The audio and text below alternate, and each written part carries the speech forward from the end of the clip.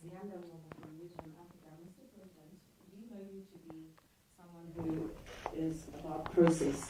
And you've also said that, you know, you understand the criticism about you sometimes being seen to be indecisive because of process. However, Mr. President, my question to you then becomes, why did you then choose to suspend the public protector before judgment was handed down regarding this impeachment process? Because it would seem that you did it only after she had indicated that her office would be investigating the Palapala farm robbery. And Mr. President, I mean, if you are formally charged for what is now termed as Farmgate, for any wrongdoing or for having contravened any law, will you be stepping aside your political conscience? Will you be doing that?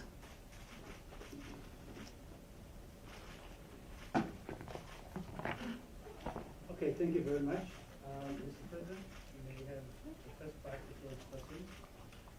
Indeed.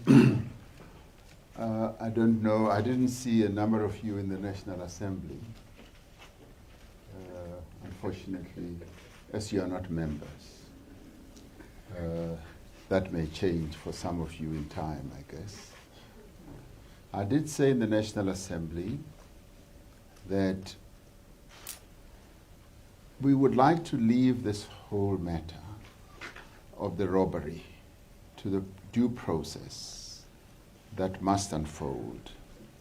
And I know that there are a number of questions that people have.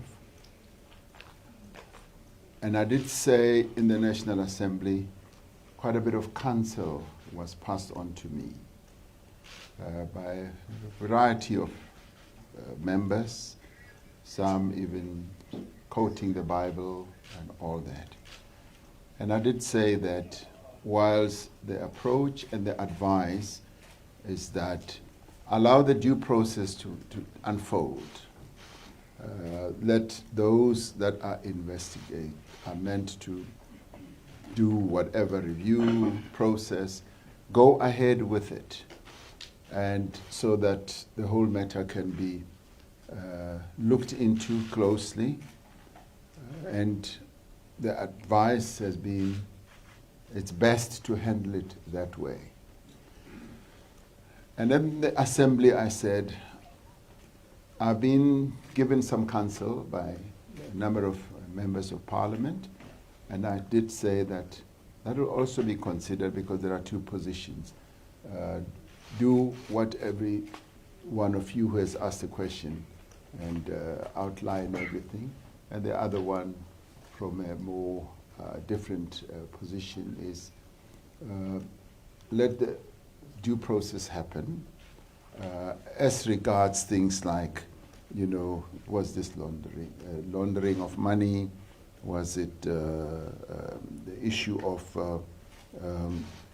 what was how much money was there? Was there any torture? And all those related questions. So I'd like to hold on to that whilst I give consideration to the positions that we have also put to me in the National Assembly. And I do that with respect because, as Zianda correctly says, that I'm a process person, the process must unfold. What I will, however, say, if I were to be charged, yes, the processes in the governing party have to unfold in the ANC. As you well know, I have offered to go myself on a voluntary basis to the Integrity Commission, and I will be seeing them. The date is yet to be set. And I felt that following the 54th conference, where conference said if there are allegations against any one of us, we should present ourselves to the Integrity Commission and not wait to be called. And I have opted not to be called, but to go there up front. So that is a process I'd like to follow, and I'd like you to accept that, one, I'm not going to run away to some place and not be available in time to be able to respond to whatever issues that you may want to put. But I'd like the due process to unfold in relation to this matter, including questions like, have I made a statement to the Hawks or whatever, and that too will unfold in time. In relation to Juanita's question about Arthur Fraser was the Director General level, the SSA. Thereafter, he was transferred to the prisons or corrections, and we still thought that from other points of view that he would be able to make a contribution, and in the end, his contract came to an end. I mean, he has done what he has done, and he has the right, as any citizen has, to report criminality. They believe that there has been. So that is the right of our citizens that we all have. With regard to the Eskom dirt burden, this is a dirt that has ballooned to well over 450 billion rand, and it has ballooned because there's just been overpayment for some of the power stations that we've built, and Eskom's expenditure has just been growing by leaps and bounds, and therefore it has had to borrow. I was very encouraged some months ago, and a year or so ago, when the trade union movement tabled a proposal at NEDLAC, a proposal that said that the trade unions, through their pension funds, would be able to have the debt converted into equity, which would then be held by their pension funds. That matter has been in discussion at the PIC level as well as the GEPF level, that is the Government Employees Pension Fund. And it's a matter that can still be taken forward. I saw a great deal of merit in the matter, and I didn't really see it as a matter that could collapse government employees' pension funds, because by their very nature, those pension funds are long-term, and they, the employees of the government are the beneficiaries, and not all of them will retire at the same time. So I did see a lot of merit. It is a proposal or proposition that is still on the table. The questions that have been raised by Duplessis fall within the realm of what I said earlier. And Zianda Ngobo's question about the public protector, you did say, what about the public protector? The timing, Mr. President. Oh, the timing. The timing, because, I mean, if you're going to say, Mr. President, that perhaps, the reason why I suspended her, and we know it's your prerogative, was because, the nature of the charges against her required you just to ensure, the sanitization of the office, for lack of a better phrase. Why didn't you do it before? And why didn't you, like the usual process person that you are, at least wait for the judgment to be handed down before suspending her? Because one would assume that you wouldn't have known which way the judgment would go, the one that was handed down this morning in relation to this very impeachment process. Yes, on the timing, we've been dealing with this matter for a considerable amount of time. And in fact, as early as March, we were dealing with it, where after receiving a letter from the Speaker of the National Assembly, I wrote to the Public Protector and said, in terms of Section 1943 of the Constitution, the President has the power to suspend an official, high-ranking official like the Public Protector once there are processes in the National Assembly that have been commenced to remove her. And I said, I'd like you to give me reasons why I shouldn't do so.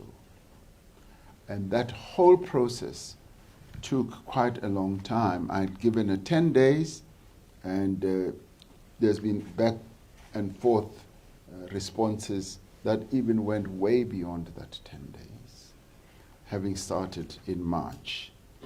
Now, obviously, she had raised a number of issues such as conflict, and raised issues such as could have been involved in judicial capture, myself, and the Zondo Commission, and Bosasa, and a whole range of other issues.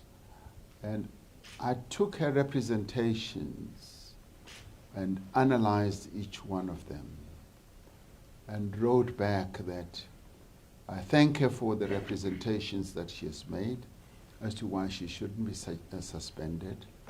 And I went through all of them, gave her a 9-page letter where all this is detailed. And I said, on the premises that have been covered in the letter, I do not believe that, one, there's a conflict of interest.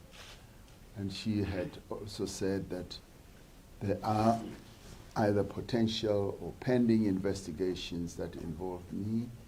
And I said, an investigation per se does not in itself create a conflict of interest, because it may either turn out positive or negative, and she would have other protections as well. So, having gone through all those arguments, I then decided, because the process in Parliament had started in earnest, and as it has now, that the Constitution entitles me to suspend her. And all these processes were open, were public, and there was nothing underhand or hidden. And as regards the lawsuit that she had launched, I did ask for time frames. I said, give me a process of time frame. I did not know that the judgment would be coming out as early as yesterday or so. But I felt that I should still go ahead, notwithstanding that. So the issue of timing has to be looked at in the historic processes that had taken place.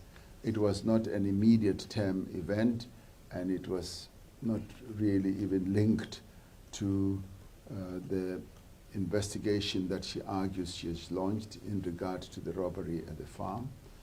I also did say that it is the office of the public protector remains. Once the public protector is suspended, the work of that office does not come to an end. It continues. So the deputy public protector would be able to take the work forward, grounded on the principles of no prejudice, no favor, and impartiality. So if those are the principles that should guide anyone in that office, then we should not be concerned as to who does the work.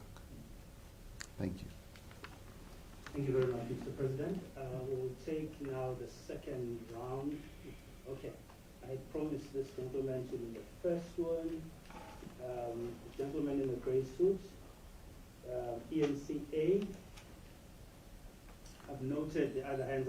I'll start with you when you go for the third round. Please. Thank you very much. My name is Lü from China's Xinhua News Agency. Your Excellency, would you use BRICS partnership to achieve some of the national priorities, and what sectors are you looking at? And what does South Africa want to achieve when you meet with other BRICS leaders later this year at the BRICS Leaders Summit? Thank you very much. Thank you very much. Gentleman in the gray suit. Hi, Mr. President. My name is Bulelani from the SABC. Basically, I mean, you've said and acknowledged that you received a lot of counsel from the political parties yesterday during the debate, and one would have probably hoped that you would have slept on that counsel. But there are just some basic questions that do not warrant for us to go into the merits of the criminal investigation. The one that needs to be answered is why would you store so much cash in foreign currency in your game farm?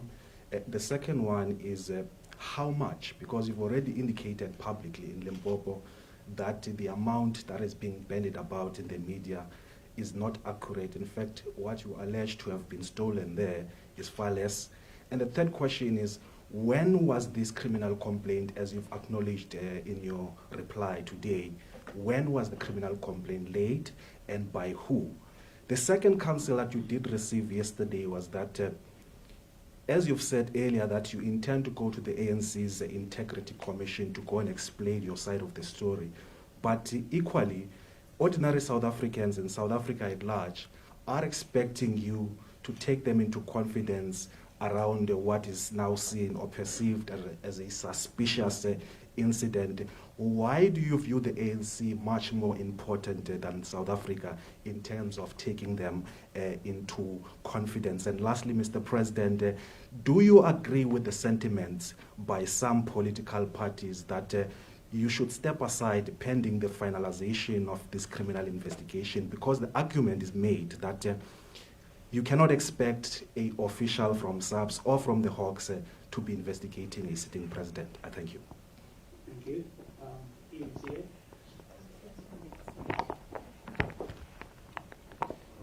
Mr. President, good afternoon. Lindsay Dentlinger from ENCA. The details of the crime notwithstanding, could you clarify why you would not want South Africans to know that you yourself were a victim of crime? And secondly, the Namibian president this week said he didn't do you any favors in the wake of reports that you might have asked for a diplomatic assistance to keep the crime under wraps. He also said that you have a relationship where you call each other up, you don't speak through aides or any others. Can you clarify whether indeed you did call him at the time and ask him to help keep this under wraps? Thank you. Thank you. Yes.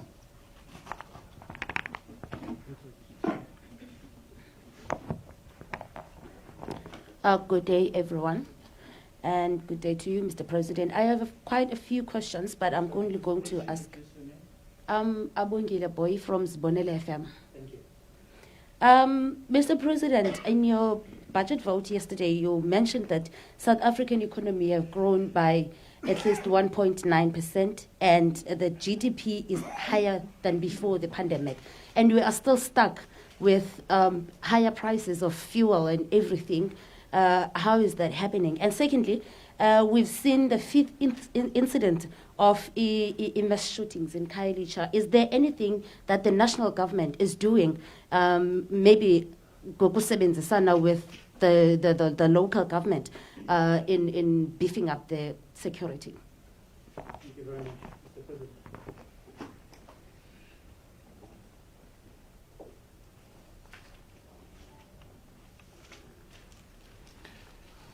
On the question from Xinhua News, would we be looking for partnership in certain parts or aspects or sectors of the economy with other countries? And I would think here you would be referring especially China. Of course, we want to see greater and deeper partnership between South Africa and other countries. And China is a country with which we have a strategic relationship at the highest level, which partnership, a strategic one, was sealed a few years ago and continues intact, and in fact has even strengthened over times, and it spans cooperation in a number of areas.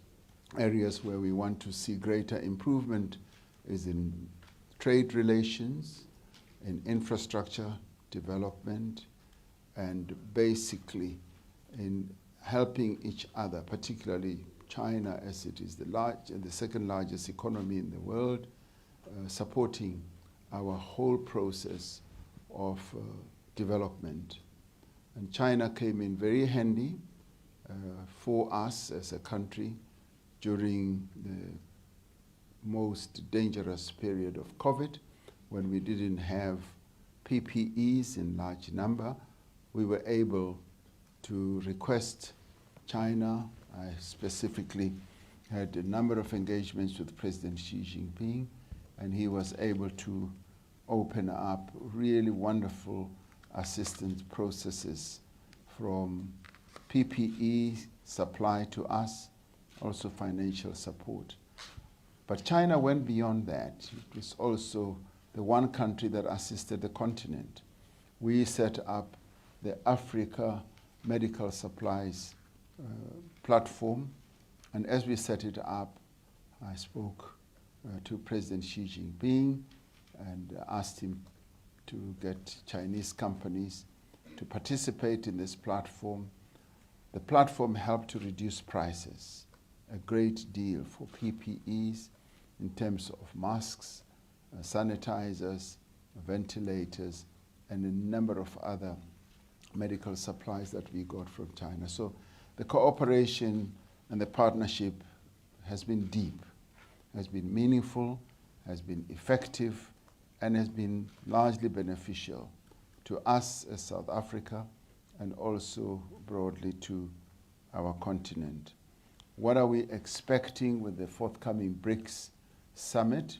We are expecting that that BRICS summit will obviously do a proper survey of the world situation, the geopolitical situation in the world, and be able to look at that through the lens of the BRICS nations and see how best we can continue with our programs of fostering development, fostering a multilateral system in the world that is going to support the advancement and the prosperity of the people of the world. As South Africa, we will also be looking forward to BRICS living up to the commitment that was made to support our vaccination center.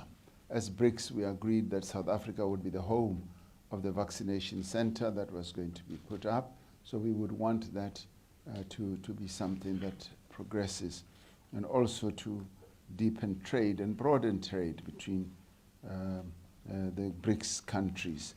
And of course, we will reflect on the challenges that Russia is going through now, and we will get a briefing from President Putin on the developments in Russia itself.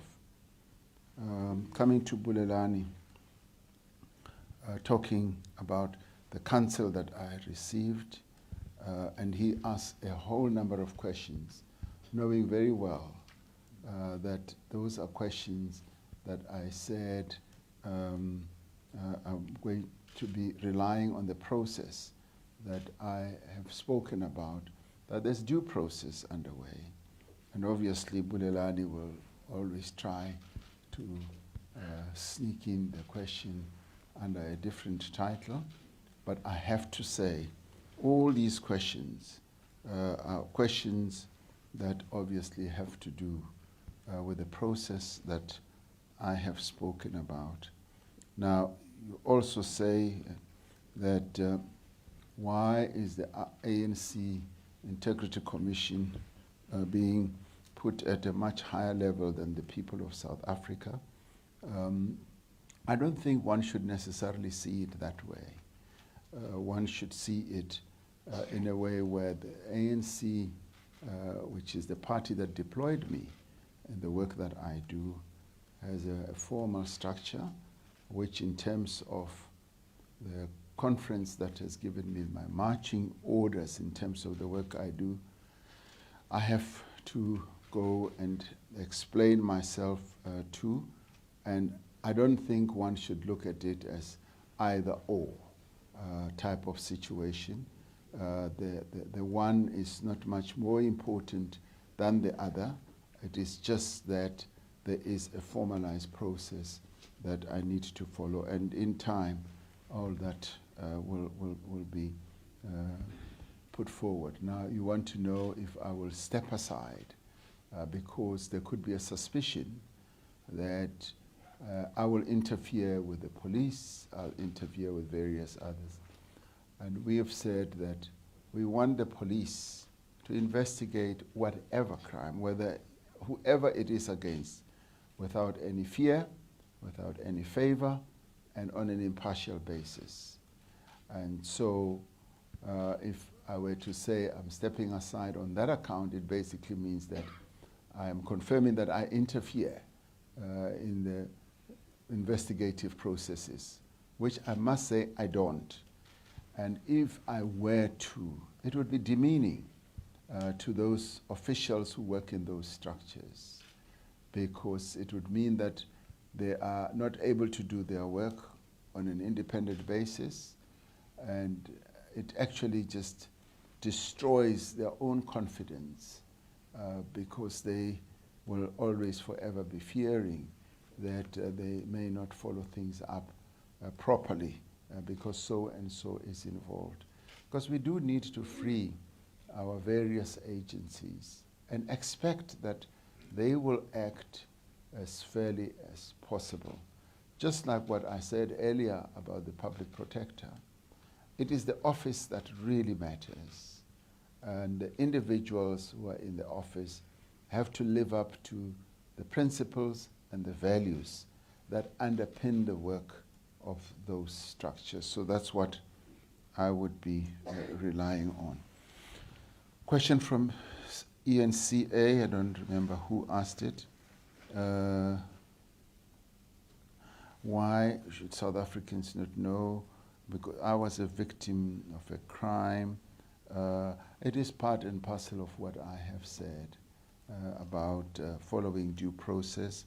Similarly, the question of Namibia, I don't know what the president of Namibia said. What is correct is that, yes, the presidents in SADC and elsewhere in Africa, you could say we are on speed dial about various matters that happen in our region. President Geingob and I have known each other for years, and so we speak to each other regularly on a number of matters, security and otherwise and so forth.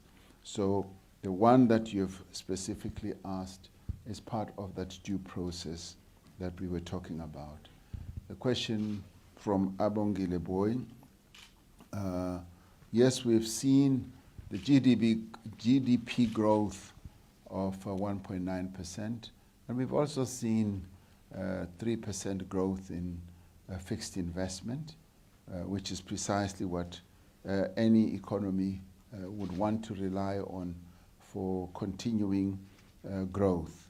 However, as you correctly say, we are seeing higher prices, and the higher prices are given rise to a number of factors that we have no real control over. For instance, the imports that the majority of the imports is fuel. So we are dependent on fuel that we import from other countries. And when the price of oil goes up, which is almost today, I'm told, at $122 a barrel, it basically means that we will feel the effects of it.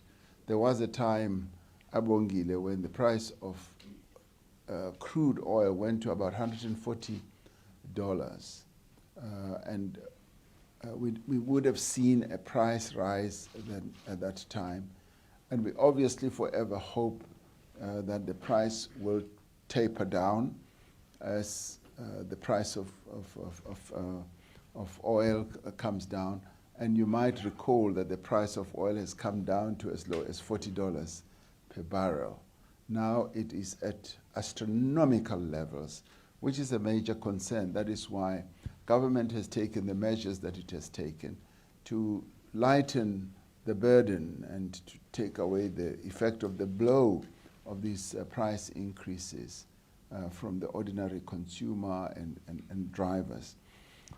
The price of foodstuffs has also gone up, and that I think you could ascribe to a variety of reasons. I think last year prices of potatoes went up because there was too much rain and potatoes started rotting. And so our food prices gyrate up and they come down again. And those are factors that the government per se cannot control. The issue is, what are we doing about it? The central bank itself responds to some of these by dealing with the instrument that they have at hand, which is interest rates. And on the government side, recently you've seen us respond, as I said, by dealing with the price of fuel and releasing strategic stock so that we are then able to assist those who rely on buying petrol. Mass shootings in the Western Cape here, it's a matter of great concern to us. Are we going to beef up security, working together with the local government? Of course. We will always look out for ways in which security can be beefed up. Our focus on security is part of our broader reform processes, where we would like safety for our people, where we would like to reinvigorate structures such as the Community Policing Forum and make our police men and women much more professional, being able to serve the people of our nation with great commitment. Thank you. Thank you, Mr. President. We'll come to Madam. The microphone is over there, so can the colleague please shoot off with the question? Hi, good afternoon, everybody, colleagues, and Mr. President. Thank you very much for attending the opportunity to attend this very important briefing today. I'm Audrey Senekal-de-Wet. I'm the editor of Business Report. Therefore, Mr. President, my questions are a little bit more business-like. It is regarding the recent ComAir liquidation. I would like to know from you, Mr. President, why is government letting big companies fail because of a lack of funding, but support government firms like South African Airways? So many big firms with thousands of jobs have collapsed as government won't step in. Isn't it an uneven playground and anti-competitive? And then just the last question, how will government ensure that infrastructure is sufficient to support our exports? Thank you very much. Thank you very much. Can you have the mic come down here, please, colleague? Is it right? Yeah, that should be fine. Okay. Please proceed. Thank you, Mr. President. Linda Insel from Business Day. Just following on the last question, mining companies and obviously our, the fiscus is losing billions of rand because of the constraints on exports of commodities. Apart from what Transnet is doing, is government taking any action to alleviate the situation? And the second question... Just to repeat. Sorry. It's a sign. It's a fountain pen. Ran dry. Okay.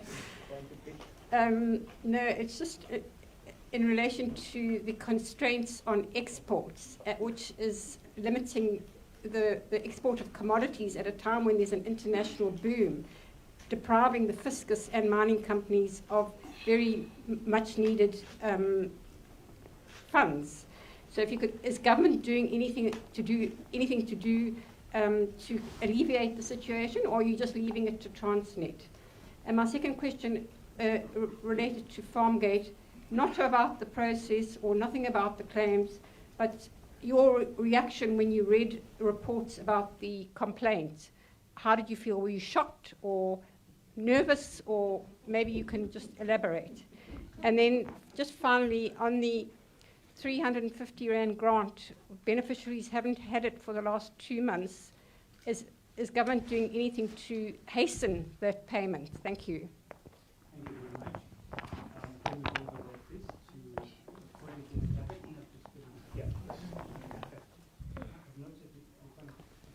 and Good afternoon, Mr. President. Marianne Merton from the Daily Maverick. Quick one. Oh, yes. How would you feel about your legacy if your legacy were to be the president who stuffed Forex into sofa cushions?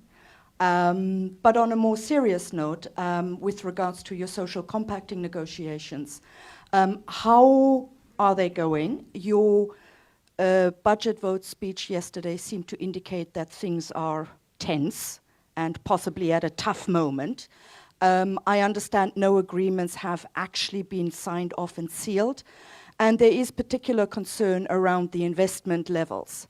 While 1.2 trillion investment over 5 years is quite close, these investment levels show that really not anything new is coming in that would be part of a social compact from business side. So investments over and above what is already been counted on. Thank you. Sure.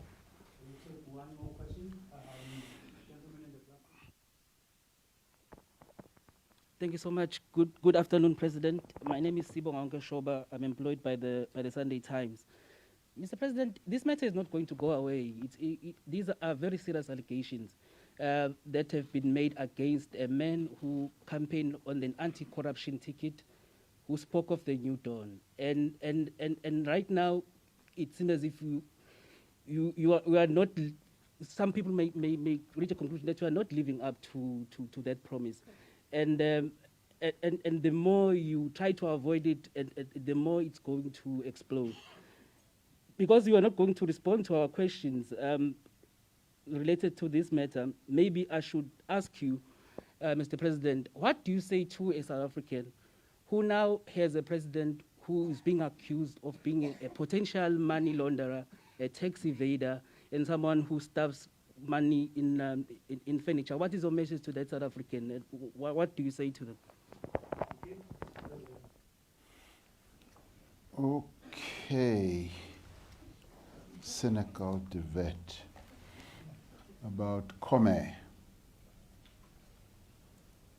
Why are we allowing companies to fail?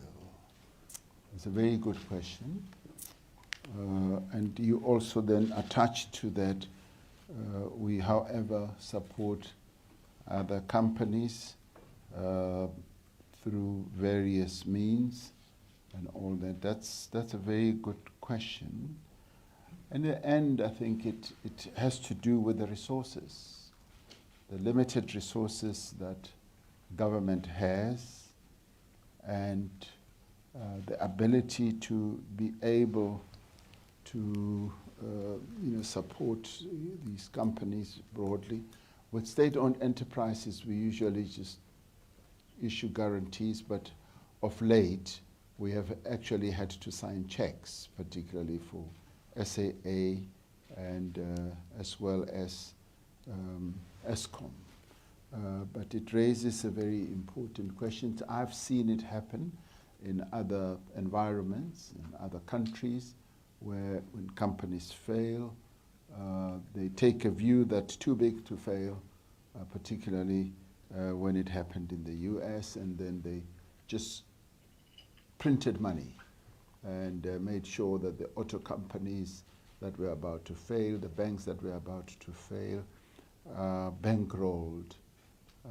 And that bankrolling also meant that these were almost like loans which they had to pay back. And because they are very big and they are big cash generators, some of them have been able to pay back those monies.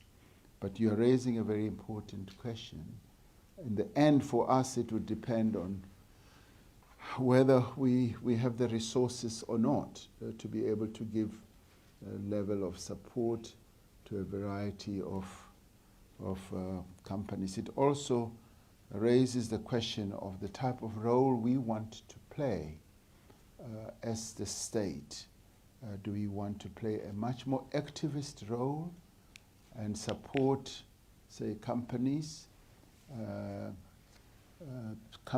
that may either be facing failure, but you could extrapolate and go even further or higher. What we did do with the auto sector was to give the auto sector massive support. And the auto sector has become one of the, if you like, crown jewels of our economic or business capability. We export well-made vehicles to Germany, to the United States, and we even export skills from here. South African workers are sometimes exported to a country like Germany to go and teach the German workers how to make a German car like a Mercedes-Benz. And from an IT perspective, our IT in some of the companies we have, like Mercedes or BMW, is at the cutting edge. And the auto sector came to be what it is because it was supported. And we have therefore attracted many original equipment manufacturers from all over the world. They are here, largely on the back of the support that government has given to those sectors, to that sector. And I have been saying government needs to be more activist.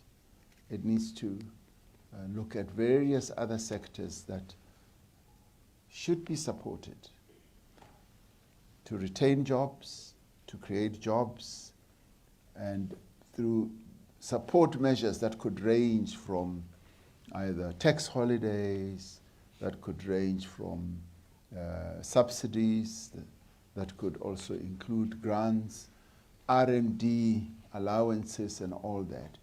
We could move to another level of real economic growth. The auto sector sustains more than 170,000 jobs. But more importantly, what it has also yielded for us is the creation of your other components manufacturers. And a number of black players are getting into that sector. So much as one looks at it just as supporting the auto sector, it's all-encompassing and it supports more broadly. But you're raising an important question, that in the aviation sector we possibly have been supporting maybe 2 or 3, which are state-linked or state-owned. Could there have been a need to look beyond that? It's a question that we've got to look at. It is always not a good thing for companies to collapse and lead to the destruction of jobs. We need to retain jobs as much as we can. I've been saying to my colleagues that we need to be more industry focused as government, look at every industry and know every industry in a microscopic way and know what moves and shakes particular industries. And we should not just be at the top level. We should almost be like analysts who will know how every industry functions and be able to compare not only continentally but globally and look at how each one works so that we can understand what the challenges and the needs of each type of sector that we've got in our economy. And I'm hoping that we will move in that direction and be able to be more activist and be more supportive, whether we own as government the entity or not. It should be seen as a South African entity that requires support.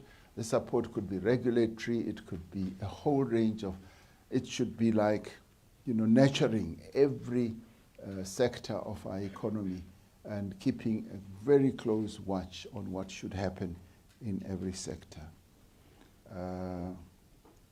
Now, I was talking too much. Now,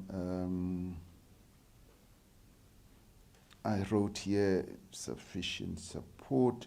The other part of your question was? Infrastructure, yes, I think, yeah. Infrastructure support, particularly for our export-driven industries. This is what we are focusing our reforms on. When Treasury came up with a paper on network industries and urged us to foster reforms around that. We then set up the Vulindlela operation, which is joint with Treasury and the Presidency. So our reforms are focusing on that because we've done a proper analysis of those network industries, particularly how our ports function. Our ports have declined quite considerably. Ships take far too long at our ports, and there are port operators who come to us and say, we can help you boost the operation of your ports and inject efficiencies. And it is for this reason that we've said to Transnet, invite the private sector. The private sector can play a key role because it is in their interest that our exports should work well so that we are able to live up to better performance results. I mean, you look at Richards Bay. Richards Bay is a very good example where Transnet would have been the sole operator of the coal port. In the end, the industry got together, helped to build that port, the export terminal rather, and it is a cooperation between the public sector and the private sector that has created a world-class coal terminal for our country. And it is in this that we see great cooperation between the public sector and the private sector. So that's why Transnet is now going to give concessions to a number of companies. I think right now they've allowed up to 16 such companies, and a number of them are willing to go in with great investments. It could be the dry port, it could be the vegetable one, or whatever, or terminal, and that I think is going to boost and get rid of the incapacity that has embedded itself in this whole process. And I think I've answered what I thought was your next question. I was writing so quickly, you talked too quickly as well. It was you who said, no, it was someone else who said, was I shocked when I got this, it's yeah, it was you. Yeah, it was you. Well, when it all came out, I mean, yes, of course, you say, what is this? But then again, it is part of that whole process when we will want to allow the process to unfold so that we're then able to respond more broadly. On the 350, the grant, you asked a specific question. I just wrote 350. Yes, the hiccups in the administration of the grants, so for April and May, the people haven't been paid the 350. So what's happening on that front? Thank you. There were problems, and let me say, when this whole 350 grant started, I quite got involved with the officials and was very concerned right at the beginning and kept asking them, how are we going to be able to pay this amount? And they said, President, we're working with a number of service providers, and in the end we might have to do it ourselves, and it really concerned me at the time. And then the application started coming through. It was 6 million at the time, and I kept asking, will we be able to pay? They said, President, we are able to pay. We've inaugurated a new system. From scratch, we will be able to pay. People who have cell phones will do this and that. They'll get the number and so forth. That seemed to work flawlessly. And people some of them needed to have bank accounts. Some of them could get the money through their phones or something like that. Now, with the second iteration, when we were no longer under COVID regulations, we found that we needed now to do it in a new way, where we would largely bring in the banks, bring in the post office and a post bank, and that started the delays that have ensued. I've now been given a report that they're going to start paying next week. This coming week, the payments will be done, and there will be backdating, because our people have been relying on this. Wherever I have gone throughout the country, people talk about this 350 as they see it as a great assistance intervention. And I think you had also raised issues about the constraints of the ports, and I hope with my earlier answer I did cover that as well. Marianne raises the issue of the legacy. Marianne, it is part of what we have to deal with. It's an issue that will be addressed as this whole due process unfolds. Yes, the social compact process continues, and I'm glad to say that the various parties are crunching down, looking at how we can drive the process to arrive at a compact, and if not a complete wholesome compact, because the other view is that maybe I gave them too short a time. 100 days may well have been too short, much as we've said it is working days. So there is a lot of pressure. And one of the reasons why one put it at 100 days was to exert pressure on the key role players, that the country wants to move, and you are the key role players, get on with it and arrive at a compact. So they are due to report to me, and I will see what comes out of that report. Bilaterals are being held, and of course there are challenges. Challenges because all social partners obviously have the issues they want to be addressed, and those are issues that have to be arrived at. And the investment levels, that some of the investment commitments are not new. I don't know what that means, because does newness mean some of the investors are not putting up new factories? And of course, if that is the case, that is a great benefit. But some of them are basically saying to us, we're going to invest X billion amount of money, we're putting up a new line of making new cars, different cars, and it's going to lead to employment. It will work on the infrastructure that we have, and we are going to build a new car that we are going to export while we continue with the line that we have. The other day I went to Corobrick, the brick makers, and they had committed to investing $1 billion and more. And when I got there to open their factory, they said, President, that is our old factory. The money that we committed has built this new factory, but it's linked to the old one. And we're now going to revamp the old one, and we will have 2 factories. And both of them are going to produce more product, and we are going to employ more workers. So to me, that's neither here nor there, as long as the money is invested. When companies invest more money, what usually follows in my little knowledge of the business world is that when you invest, usually jobs follow that type of investment.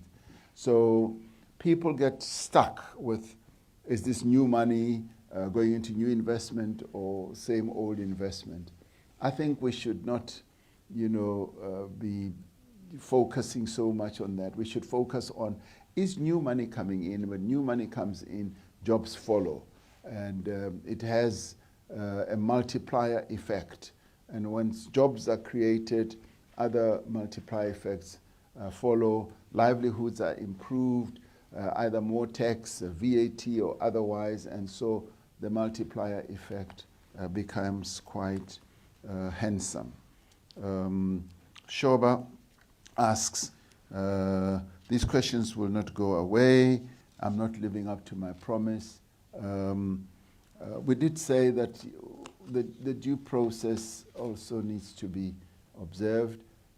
The counsel that one got in the National Assembly, as I said in the National Assembly, and you not being a member means that you did not hear it, is that will be given consideration. And yes, of course, the people of South Africa are entitled to know that their president is one going to follow due process, and that's Shoba, what many people are saying. They say, President, follow due process. Let this matter be looked into until its logical conclusion, and we are certain that once all that is done, things will be straightened out or will come out. I've been talking too much, but there you are. Thank you, Mr. President. We'll take one more round of questions. Yes. So you may proceed, sir, followed by the gentleman here and the gentleman there. No, there's no second bite. We still have other colleagues to cover. Good afternoon, Mr. President. Paul Vecchiato from Bloomberg. Your administration's cornerstone has been confidence with the private sector. The 1 trillion rand target is almost met and so on. With the issues around your office and Farmgate and so on, how are you going to reassure that the business community that they should continue to have confidence and that the reforms that your administration has instituted, such as the unbundling of Eskom, will continue? There'll be, you'll see that through. And then secondly, on BRICS, the BRICS summit coming up, would South Africa be in support of proposals to enlarge BRICS? And there have been proposals that apparently Argentina and Nigeria should be included in BRICS. Would you support the application of those two countries? Thank you.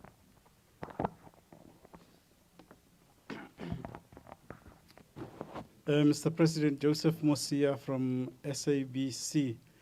Mr. President, are you worried in any way that, without going into the merits of the issue, that it's actually going to taint your fight against corruption, and that there are these kinds of allegations? Because you said yesterday those who benefited from state capture are going to do, are resorting to dirty tricks and all that.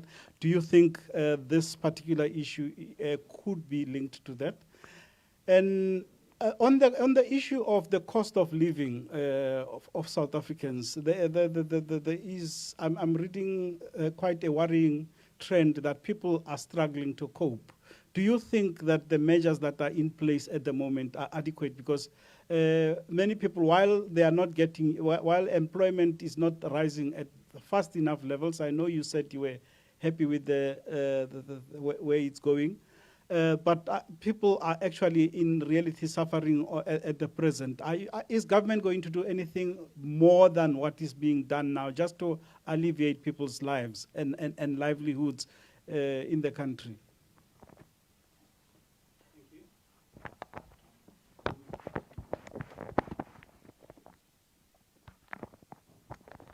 Good afternoon, Mr. President. John Eligal at the New York Times.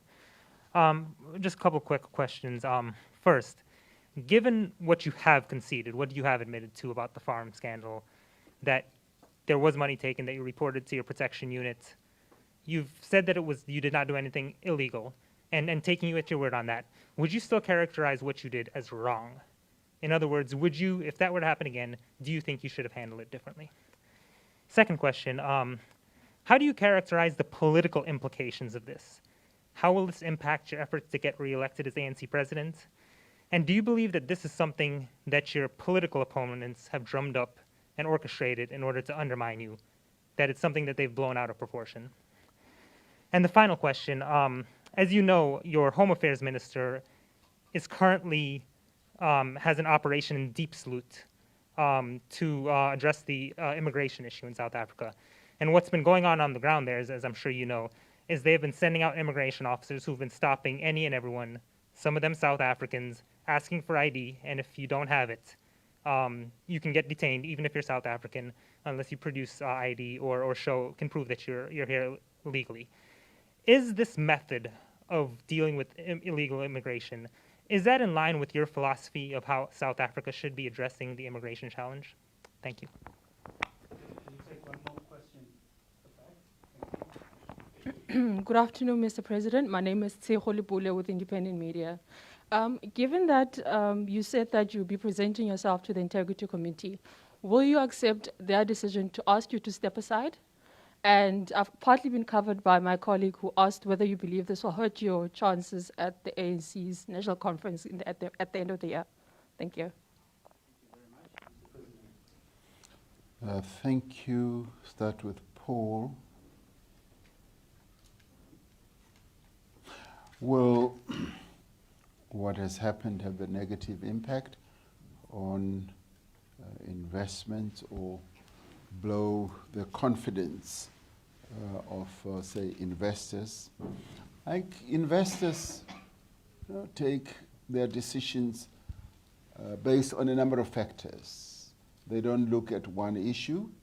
They look at a whole range of issues, country risk, infrastructure issues, the regulatory environment, and a whole gamut of issues.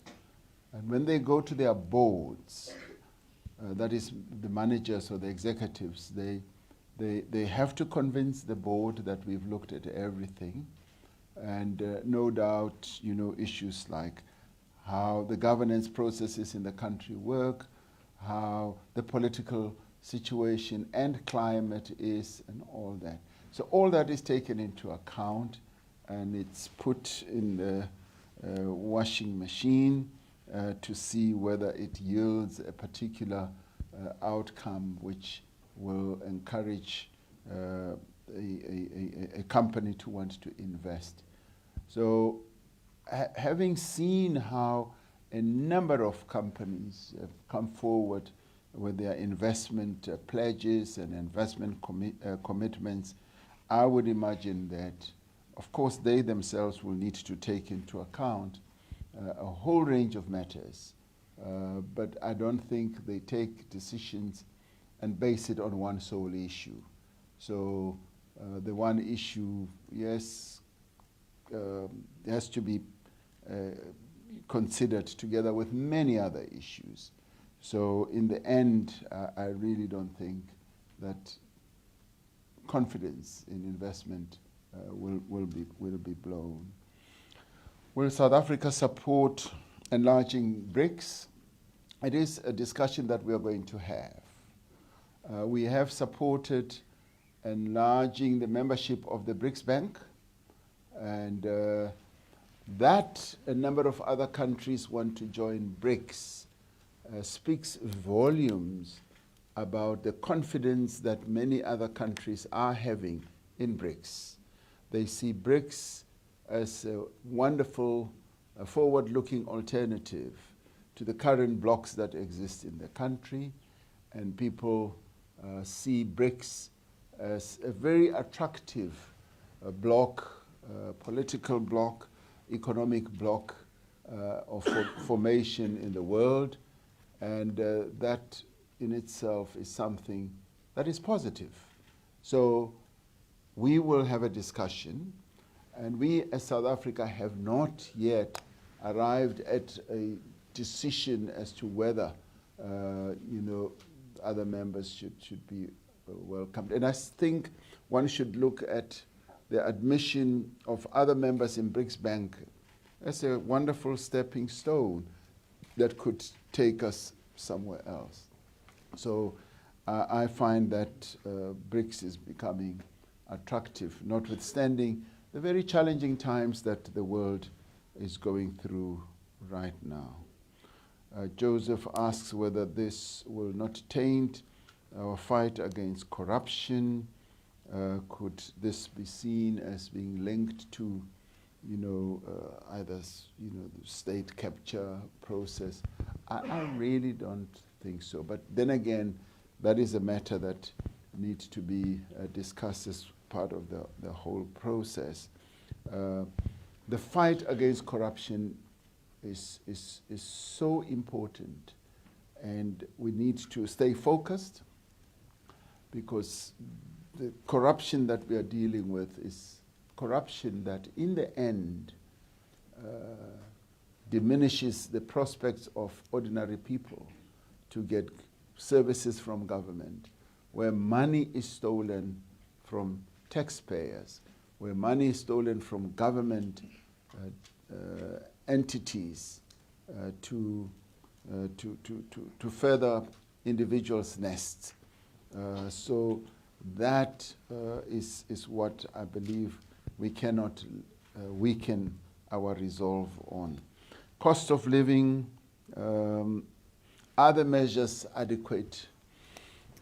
You know, Joseph, the government supports 46% of South Africa's population every month through social grants. I know of no country right now on our continent that has such a massive and overarching support process to ordinary citizens of the country, where 46%, you take it that maybe we're 60 million, it's a huge number, close on to 28 million of our people who get support. You could say it's almost like from cradle to 18 years, and thereafter when you're facing the latter years of your life, and even when you're 18, you're then supported with NSFAS again until you finish your schooling. And if you happen, so that the impact of high cost of living is lessened. So your question is this adequate? Within affordable means, this is as much as I guess can be done right now. And we've even demonstrated that even in times of great hardships on ordinary people, like for instance fuel price rises, we've even done the risky thing of saying we will subsidize, we will reduce, it is really a subsidy of some sort. The problem with subsidies is no sooner have you started them, people get used to them and they then steamroll and start going forward. So in our case, the problem is not our will and intention or commitment to support the livelihoods of our people. The problem is resources. And I guess if we had the resources that were sufficient, our commitment as South African government is to give our people a better life. That is what Nelson Mandela promised the majority of our people. And there are those who will argue nothing has happened since 1994, but then they don't begin to analyze and peel, cut this potato and see what is underneath it. On this African continent, I know of no country that supports livelihoods of 46% of its population. So we are held back by our resource poverty. Our commitment we have in abundance. Our intention we have in great abundance. So will government be seeking to find ways to help ordinary people? Yes, if we can have the resources. That is a commitment that we would make. John from the New York Times asks, how do I characterize this? John, that also falls in that category.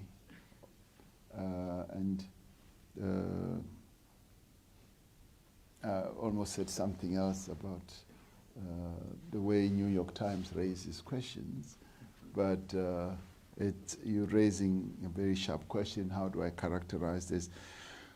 We should be able to address this as part of the whole due process. ANC conference? Will opponents not capitalize on this and so forth? That, to me, is part of the whole process of looking at this. The Diepsloot. Diepsloot has been a particular challenge to us. Our people in Diepsloot are the one who cried out and said, there are illegal immigrants who have come in and they have been participating in spades of criminality and so forth. So this was a deeply felt sentiment amongst ordinary South Africans. And what I really liked with what they were saying, we are not opposed to those from foreign lands living amongst us. And in fact, we welcome them. They live with us, but we want people who live with us to be documented, to be permitted to be here, because they have seen spades of criminality amongst what they saw as people who are not documented. Now, clearly, the law does allow, and I checked this with the minister, the law does allow a police official to stop anyone. I could also be stopped and ask for my identification. That's what the law allows. And at one stage when it happened, and I was asked by the media that this is what is happening, and they were even asking people, what is the elbow called in one of our local languages? I was incensed. I was literally incensed because I said that is a profiling that we don't want to see or hear about, because that takes us back to apartheid days. And the minister later said, President, I heard what you said, but the law does allow police to ask anyone amongst us for identification. When I was young, just to digress a bit, I was asked for identification. I think I would have been about 17 years or 16. And the apartheid police then were going around the streets of the township where I grew up. And they encountered me and they asked me, where is your pass? I didn't have any.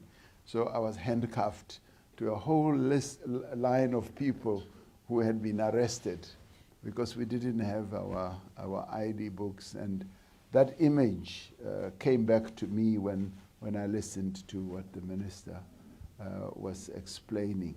So it is a very difficult one for us as South Africans, but at the same time we've got to deal with the concerns that are raised by our people, particularly on those who come from foreign lands, who participate in criminality such as drug peddling and even human trafficking at times, and just sheer criminality at the same time.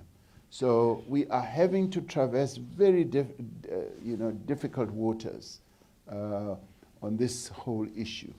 But what I really am, I'm heartened by is that xenophobia is not part of, if you like, the architecture. It's not part of the whole scheme. South Africans are not xenophobic. I've confirmed that, because they say, we don't mind when foreign people from foreign countries come and be amongst us. What we are concerned about is those who come not as for economic reasons, those who come for criminal reasons and purposes. And of course, they do agree that the criminal justice system needs to deal with people like that. Thank you. Oh, yes, Tseho asked the IC saying step aside. I don't know what the IC is going to say. And the IC, the Integrity Commission, will listen to the story and they have to take their own decision. So I cannot preempt what they are going to say. Thank you, Mr. President. We're going to take one last.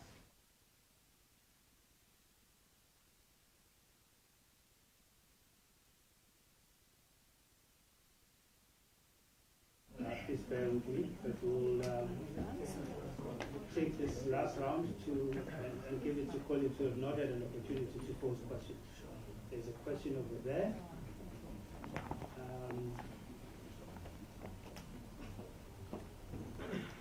You've already asked a question. If no one else wants to. No, if no one else, then we can finish it. Hi. Karen Skimby, BBC.